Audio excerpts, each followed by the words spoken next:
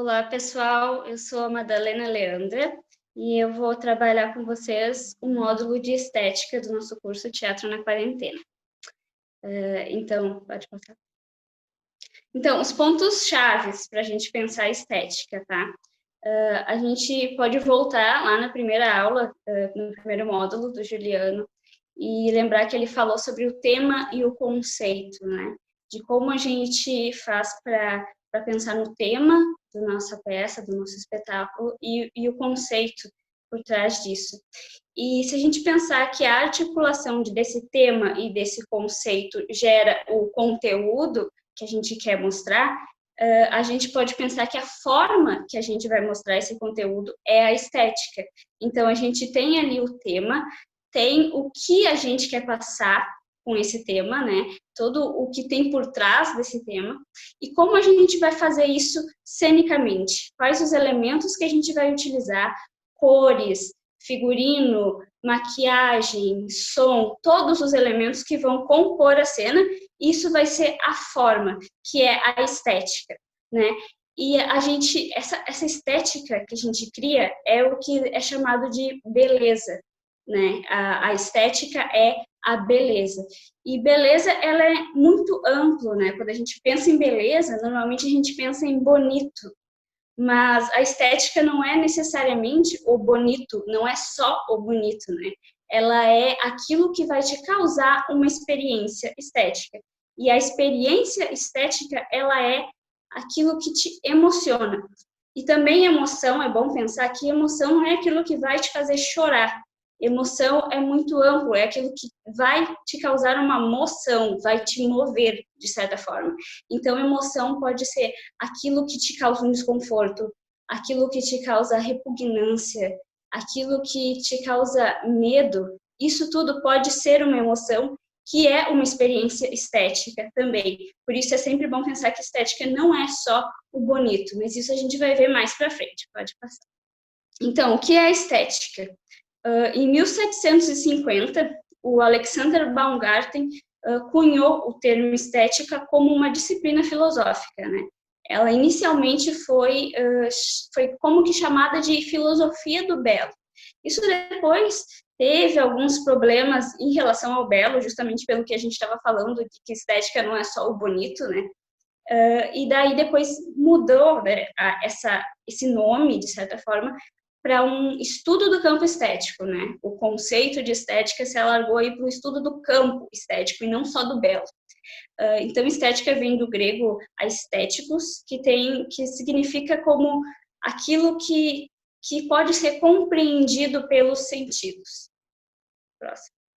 Então, o que é a beleza? A gente vai ver aqui 2 pontos sobre o que é beleza, porque é um termo, algo muito vasto, tem muita coisa desde muito tempo sobre pessoas que pensam o que é beleza. E eu vou trazer aqui 2 pontos sobre isso para a gente pensar um pouquinho.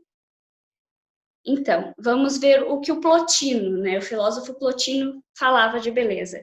Plotino dizia que a beleza está no objeto. E nós, né, os contempladores, reencontramos, de certa forma, essa beleza. Então, ele fala que a beleza é uma luz que dança sobre a harmonia. Que seria isso, o que a gente vai ver depois como uma experiência estética, né? Perceba que ele fala que é uma luz que dança sobre a harmonia, é algo que está no meio, né? E no teatro é isso, né? O teatro acontece no entre. Tem o que está acontecendo ali no palco, o que acontece aqui na gente, e o entre é essa experiência estética, é a beleza, que é o teatro, né? Então, Plotino, ele fala que o artista, quando ele faz a sua obra, ele coloca nessa obra uma fagulha, um brilho da sua alma. E a nossa alma, ao captar esse brilho dessa alma que o artista colocou na obra, a nossa alma se alegra, porque a nossa alma, ela reencontra a alma do artista, né? É um reencontro, como se tudo que tem dentro da gente, a gente fosse feito de vários pedacinhos de tudo no mundo. E quando alguém se abre a ponto de colocar realmente algo seu ali, e a gente olha aquilo, a gente reconhece de alguma forma. Por isso ele fala que é muito importante o artista se doar para sua obra, para que possa causar na gente essa experiência, para que a gente possa reconhecer o que está sendo colocado ali. Né? Então, como ele fala, o artista colocou na sua obra uma fagulha, um brilho da sua alma, e a nossa, ao captá-la, se alegra, porque aquele encontro é, de fato, um reencontro. E São Tomás de Aquino, ele fala que o artista, ele atribui sentido ao mundo, porque recria a natureza através da intuição. Então, ele fala que a beleza, ela é quando o sensível e o intelectual trabalham juntos na formação de um sentido, recriando o mundo e atribuindo valor a ele, né? Então, ele diz que antes de São Tomás de Aquino, na Idade Média, se pensava que Deus era tudo, né? Deus era a montanha, Deus era o mar, Deus era uma árvore. E São Tomás de Aquino vai rever isso e vai falar, não, Deus está em tudo, Deus criou tudo, porém, Deus não é tudo. Uma árvore é uma árvore, uma montanha é uma montanha, o mar é o mar. É importante a gente pensar que tem todo esse efeito da religiosidade muito forte, porque a gente está na Idade Média aqui, né, com São Tomás de Aquino. Então, ele fala que o mundo em si não tem sentido. Né? A árvore é só uma árvore, sem sentido, além de ser uma árvore. E ele fala que o que traz sentido ao mundo é realmente o artista. Porque ao olhar a árvore e ao deixar que a árvore lhe toque e passe por si, pela sua criatividade, pela sua leitura, o artista vai recriar a árvore dando significado a ela. Então, numa obra, a árvore pode ser muitas coisas. Ela pode simbolizar esperança, ela pode simbolizar renascimento. E aí ela vai ter sentido, né? Então, o artista, ele tem esse poder de atribuir sentido ao mundo quando ele recria a natureza. Próximo. Aqui a gente vai falar sobre o belo aristotélico, da importância de se falar do belo. Como vocês estão vendo aqui, eu botei 10% e 90%, não quer dizer que seja esse o número, tá? Mas é só para vocês terem uma visão, mais ou menos, do que eu quero falar. O belo, ele é só uma fatia do campo estético, ele não é todo o campo estético. Quando a gente fala de belo, o belo aristotélico, ele foi criado por Aristóteles com as seguintes características. O belo, ele é aquilo que é harmônico, harmônico é quando tu olha e frui com normal, com tranquilidade. Tu não tem tipos de desconforto ao ver aquilo, é tranquilo de olhar. É proporcional e tem grandeza, ou seja, ele tem que ser grande, tem que ter uma certa imponência, mas ser proporcional. Não pode ser pequeno e não pode ser grande demais ao ponto de que nos esmague.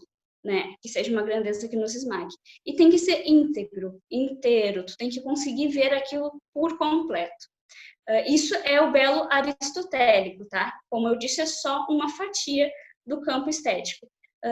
Isso é muito visto nas obras da antiguidade clássica, né? Se a gente for pensar nas esculturas clássicas, elas têm essa característica do belo aristotélico, da harmonia, dos corpos proporcionais, com integridade, né? com grandeza. Isso seria o belo aristotélico. E tem muita gente que vê estética e pensa estética a partir de julgamento de gosto, a partir de que só o que é belo é válido, né? Mas, como a gente vai ver, é muito mais do que isso. Pode passar. Então, o campo estético. A gente tem duas grandes áreas, tá? A harmonia e a desarmonia. Como eu disse, a harmonia é tudo que flui com tranquilidade. E a desarmonia é tudo que te causa algum tipo de desconforto, tá? Então, na área da harmonia, a gente vai pensar sempre em termos de grandeza proporcional, que é aquilo que vai fluir com tranquilidade. Vai ter grandeza, vai ter uma certa imponência, mas não é nada que chegue a nos diminuir, de certa forma. Daí a grandeza menor, uma proporcionalidade pequena, e a grandeza maior, que é sempre algo que vai nos diminuir, que vai, de certa forma, nos colocar para baixo, nos aprisionar. Se a gente for pensar primeiro ali no meio, tá? A gente tem Na harmonia, naquilo que flui harmonicamente e com uma proporcionalidade, a gente tem o belo aristotélico. Na desarmonia, aquilo que flui com tranquilidade, de certa forma, mas uma tranquilidade desarmônica, que causa na gente um desconforto, mas não chega a ser um desconforto tão grande, porque está ainda na proporcionalidade, está o campo do feio, né? O feio está aqui. Então, perceba, o feio faz parte do campo estético também. É possível fazer arte do feio e produzir beleza a partir disso, porque o feio também está dentro da beleza, né? E ainda está no meio, na beleza, na proporção da desarmonia, desarmônico, mas proporcional. Se a gente for aí agora para o de maior grandeza, né, uma proporção muito maior, a gente vai pensar na área da harmonia, no sublime. O que é o sublime? O sublime é como, por exemplo, imagine que vocês estão no meio de uma tempestade, mas vocês estão em um local seguro no meio dessa tempestade. Vocês estão apenas olhando, admirando essa tempestade que está acontecendo. Nisso, provavelmente, vocês vão ter um momento de pensar nesse fenômeno da natureza, pensar o quão isso é grande, o quão isso é maior que vocês, e coisas mesmo de pensar em quem faz isso, da onde que surge isso, como a natureza é enorme. Isso é uma força esmagadora. Isso é harmônico se vocês estiverem em um local seguro. Isso é muito importante para o sublime, porque o sublime ele causa medo. Ele causa medo se vocês não estiverem seguro disso. Então, se vocês estiverem num lugar inseguro, ele passa para o horrível. Mas se vocês estiverem em um local seguro, ele passa para o sublime, porque você consegue fruir com harmonia, né? Então, isso é o sublime. É como, por exemplo, quando a gente olha também aqueles... acontece muito comigo. Quando eu olho documentários do universo, eu também penso, meu Deus, como eu sou pequena frente a tudo isso. Isso é sublime também. Está na área do sublime, que também é um tipo de beleza. No teatro, o sublime na ação passa a ser o trágico, né? Porque quando a gente fala de trágico, a gente está pensando em tudo aquilo, o trágico grego, né? A tragédia grega, de como como os deuses, de certa forma, mandavam naquilo ali no destino, né? Tinha um destino e era aquilo que ia acontecer, não tinha como acontecer algo diferente. Por mais que o personagem fosse lá e que o herói tentasse, não adiantava, ia acontecer aquilo. Era o trágico, não tinha como lutar, era muito maior que ele, né? E isso, então, é um sublime na ação, que seria o trágico. Aí, quando a gente vai passar para a desarmonia, ainda com uma grandeza grande, uma proporção grande, a gente tem o horrível, que daí é o contrário do sublime, como eu disse. São, por exemplo, quando a gente fala de coisas como na arte grandes guerras, esses quadros que tem pintados com cadáveres, essas coisas que normalmente estão no campo do horrível, a gente não consegue olhar com tanta fluidez, causa desarmonia na gente. E se a gente for pensar no campo de ação, na parte do teatro, do horrível, entra o cômico. Por quê? Porque quando o cômico gera na gente tamanha desarmonia que a gente acaba colocando para fora em forma de riso, né? Normalmente o cômico entra muitas críticas aqui, então a gente acaba criticando muito e colocando em forma de riso para fora. Então a desarmonia no teatro é o cômico. E daí a menor grandeza, então, a gente tem na harmonia o gracioso e na desarmonia o risível. Começando aqui pela desarmonia, no risível, tá? Eu vou dar um exemplo bem risível até também. Vamos pensar em Bob Esponja. Quando a gente pensa no Bob Esponja, tem o Plâncton, né? Que é o vilão. O Plâncton é o vilão, mas ele é muito pequeno. E não parece que ele é o vilão. Isso é uma coisa tão, sabe, que eles falam que o risível é o caso como se fosse um pequeno defeito, alguma coisa que não combina e que causa o riso. Mas é pequeno, é uma grandeza pequena. Então, não chega a ser cômico, mas, tipo, não combina. E isso é o risível, que também gera beleza. E o gracioso é como se fosse, que daí é na área da harmonia, como se fosse uma casinha de campo. Que tu acha bonitinha, ela é bonitinha, mas ela não é linda, ela não é grandes coisas, ela não tem uma grandeza de bonita, mas ela é bonita, ela tem um charme, né? Eu tinha uma vizinha que falava, quando ela via crianças que não eram bonitas, mas que eram queridas, como ela dizia, ela falava, nossa, que engraçadinha. E é isso, né? O gracioso é isso. Próximo. Então, a experiência estética. Por o Kant, a beleza, ela não é propriedade do objeto, mas ela é uma construção do contemplador, né? Quando há uma harmonização entre o entendimento e a imaginação.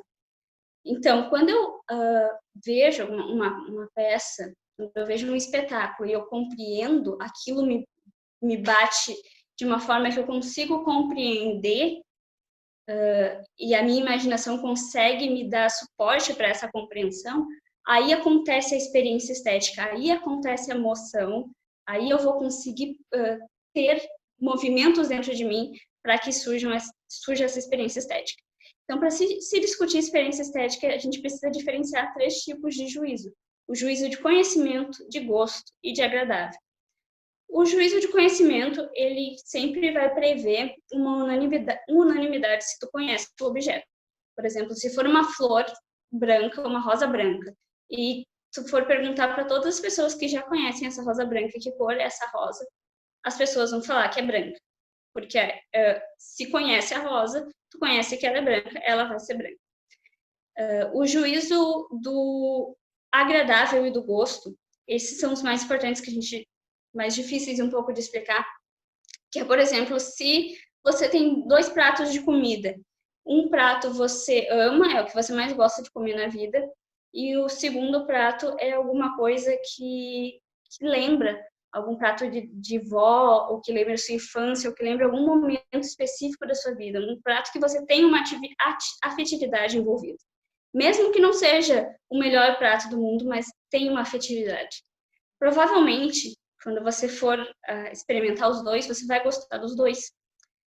Um porque tem afetividade e o outro porque é o teu prato preferido. Mas a experiência estética, provavelmente você vai ter com aquele que tu tem uma afetividade, porque vai te religar a alguma coisa, né? Então, isso é esse que tu teve uma afetividade, esse que tu religou com algo, esse vai te dar uma experiência estética. E esse você vai poder utilizar para juízo de gosto. O outro, que não te deu uma experiência estética, mas tu gostou, vai ser só juízo do agradável. Tu pode dizer que é agradável, mas não pode levar isso para juízo de gosto, porque não teve experiência estética. Para ser juízo de gosto, tem que ter experiência estética. Então, se tu for pegar agora 2 pratos que te religam a alguma coisa, os 2 tu tem uma afetividade grande, e tu for provar os 2, provavelmente tu vai gostar mais de um do que de outro, mas os 2 tu vai ter uma experiência estética. Isso tu pode lidar com juízo de gosto, falar, eu gosto mais desse do que desse, porque os 2 te religam a alguma coisa, nos 2 tu tem uma experiência estética. E sempre pensar que o juízo de gosto ele é muito individual, porque tu vai ter uma ligação com aquilo, tu vai ter uma afetividade com aquilo, o outro não necessariamente, o outro pode ter com outra coisa. Por isso é difícil julgar gosto, porque tu só pode julgar isso quando tu tem uma experiência estética com isso. Próximo. Então, a arte moral. Gente, uma citação do Santo Agostinho para iniciar isso, né? Ele fala que toda arte, independente do seu tema, se é bom ou mal, é uma arte lícita e os homens podem fazer bom ou mau uso dela. Entretanto, se forem empregadas, na maioria dos casos, em um mau uso, elas devem ser extirpadas por ofício do príncipe. Pensar que o príncipe, para Santo Agostinho, era o Estado, né? A gente pode ver como Estado. E pensar em quem a gente... a quem o Estado deveria servir, a quem o Estado deveria ser porta-voz, né? Então, pensar que quem extirparia isso seria quem? Seria o povo. Se fosse empregado em mau uso, a gente teria o direito de tirar. Era isso? Então, o que a gente tem que pensar sempre em tudo que a gente vai fazer em arte é que interesses você está atendendo com o que tu está produzindo, qual o discurso que a obra que tu está produzindo e os elementos que tu colocar em cena reforçam. Todos os elementos. Um elemento vai reforçar uma coisa e esse elemento em contraste com esse elemento que reforça. Às vezes, se tu colocar só um elemento, um discurso vai ser X, mas se tu colocar um elemento Y do lado dele, vai ter outro discurso. Então, tem que pensar sempre no discurso de cada elemento, no discurso total, e pensar o que tu pode reforçar, pensar o público a que tu está se dirigindo e o que esse público pode compreender, quais as possibilidades de compreensão a partir disso, para sempre saber que discurso tu pode estar reforçando e que interesse tu está atendendo. Isso é muito importante. Próximo. Então, a criação da estética individual, pessoal. Goethe falava que um pintor que se preocupa em reproduzir exatamente um cachorro real, ele vai ter no fim só um cachorro a mais e não um quadro, né? Então, a arte não é a reprodução da vida. Tu não vai reproduzir em cena a vida. Tu tem que ter elementos metafóricos, elementos que vão propiciar a tua estética, algo que seja teu, algo que passe por algo que te mova a fazer. Né? O Santo Tomás de Aquino fala que para criar beleza é preciso estar apaixonado por ela. Então, para tu criar algo, para tu criar um espetáculo, tu tem que estar apaixonado por esse tema, isso tem que te mover para tu conseguir passar por ti e fazer sentido, para que aí sim, a partir de que faça sentido para ti, aumenta muito mais a chance de tu propiciar uma experiência estética a quem está olhando. Próximo. A gente entra em Hegel, que falava que o humano já nasce dilacerado, o homem nasce dilacerado, porque a gente nasce espírito, alma, dentro de corpo, né? E esse espírito é livre dentro de um corpo que é carne, que gera necessidades no mundo. Então, a gente tem a luta aí desse espírito, que é subjetivo, com o nosso corpo, que é objetivo. Com esse corpo que tem que obedecer certas regras, com esse corpo condicionado por certas instituições. Então, é difícil para a nossa alma livre ter que lidar com essas necessidades de corpo. Isso gera dilaceramento, isso gera angústia. Então, a gente já nasce com angústia. E essas são as feridas sociais que a gente nasce herdando, já muitas, e que a gente vai, ao longo da vida, criar várias outras. Criar para os outros, receber para nós e criar para nós mesmos. Então, a importância da arte, tá? E da produção da estética, da beleza, como forma de curar essas feridas sociais, como forma de talvez entrar em um certo acordo entre liberdade e necessidade, né? Ele fala que isso é importante pensar também, que as feridas sociais de cada um, elas são específicas de acordo com o meio que a gente vive, né? Tem de acordo com cada sociedade, com cada época, cada um vai ter feridas sociais diferentes.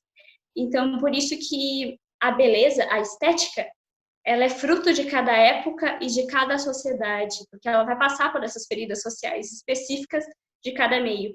Então, não tem como a gente julgar gosto frente a estéticas que são completamente diferentes, a feridas sociais completamente diferentes. Porque talvez a ferida social do outro, que está colocando aquela estética para mim, não me atinja, e eu não posso dizer que é ruim, porque não é uma ferida social que eu vivo. Não me diz respeito. Então, eu também não tenho, mais dificilmente vou ter uma experiência estética com aquilo, porque talvez eu não reconheça aquilo em mim. Então, é muito importante pensar nisso, que a produção estética, ela é fruta de cada época e cada sociedade, para não julgar gosto, e não tem como a gente julgar isso, sendo que são frutos de feridas sociais diferentes. Então, não esqueça, esteja apaixonado pelo tema em questão, estude, busque referências artísticas, teóricas, estéticas, humanas, tenha muita atenção ao discurso que tu está promovendo e o que tu vai poder estar com as escolhas de linguagem, de elementos na cena. E a que público tu está falando, quais interesses tu está atendendo, e respeite, escute e alimente a tua intuição criadora, porque é ela que vai te guiar pelo caminho da criação da estética individual. E, por fim, terminar com uma frase do Ariano Suassuna, que ele fala que a arte nasce da humilhação. E se a arte nasce da humilhação, tal humilhação, ela é ligada não só aos traumas particulares e comuns, né, de cada um, mas ao trauma fundamental que marca todos os homens, obrigados a desempenhar a dura e bela e áspera tarefa de viver, para, no fim, enfrentar o estranho destino de condenado à morte, que é o que Hegel estava falando, né? Todo mundo tem esse destino, todo mundo vai morrer. É trágico, é uma coisa que não tem como fugir. Então, só isso já move a criação humana de estética, a criação de arte. Então, é isso, pessoal. Espero que vocês possam aproveitar bastante esse módulo e a nossa oficina inteira. A gente já tem aqui disponível no canal os módulos anteriores para vocês lá olhar, dar um joinha. E sigam o nosso canal e nos sigam nas redes sociais também, o nosso Facebook /Coletivo Muro e o nosso Instagram, @Coletivo O Muro. E a gente espera vocês nas próximas aulas. Curtiu o vídeo? Então deixa o like aqui embaixo e se inscreve no canal para não perder as próximas aulas. E se você quiser saber mais sobre o assunto, aqui embaixo na descrição do vídeo tem a bibliografia e alguns links de materiais. Então até semana que vem. Tchau!